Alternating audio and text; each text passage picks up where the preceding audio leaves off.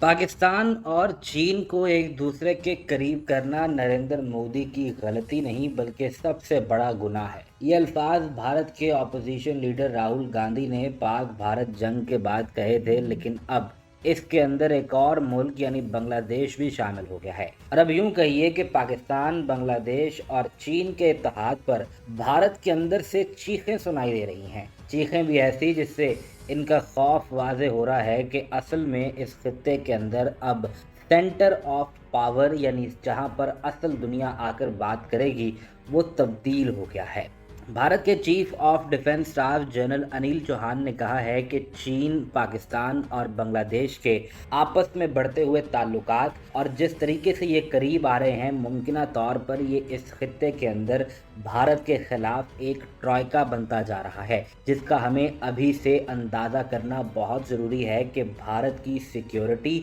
और स्टेबिलिटी के लिए इसके क्या असरात हो सकते हैं। भारत के chief of defence staff general Anil Chauhan ने ऑब्जर्वर रिसर्च फाउंडेशन के थिंक टैंक पर बात करते हुए कहा कि इस वक्त भारत के लिए इकोनॉमी का एक बड़ा चैलेंज भी पैदा होता दिखाई दे रहा है, खास तौर पर एक ऐसे वक्त में कि जब अभी जंग के बाद भारत के लिए हालात को समझना बहुत ज़रूरी है। ऐसे में खित्ते के अंदर बनने वाला नया ट्राइका जिसमें चीन, पाकिस्तान और बांग्लादेश शामिल हैं, ये भारत की स्टेबिलिटी और सिक्योरिटी डायनामिक्स के लिए एक बड़ा खतरा भी साबित हो सकते हैं। जनरल अनिल चौहान ने कहा कि इस चीज़ का अंदाज़ा करना कि इस जंग के दौरान यानी ऑपरेशन सिंदूर के दौरान मुकाबला करने के लिए चीन ने पाकिस्तान को किस हद तक मदद फराहम की थी, हम ना तो इसका अब तक अंदाज़ा कर पाए हैं और ना ही लगता ये है कि आगे अंदाज़ा कर पाएंगे। लेकिन अब अगर इसमें बांग्लादेश भी शामिल होता है तो एक तरफ चीन और पाकिस्तान दो न्यूक्लियर वेपन स्टेट्स हैं और ये मिलकर बांग्लादेश को किस हद तक सपोर्ट फराहम कर सकते हैं,